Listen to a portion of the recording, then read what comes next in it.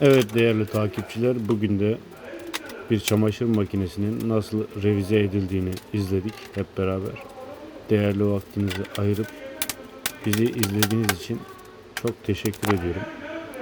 Sizin de arızalı beyaz eşyalarınız olduğunda bize fotoğraf, son fotoğrafın üzerine bıraktığım numaradan ulaşabilirsiniz.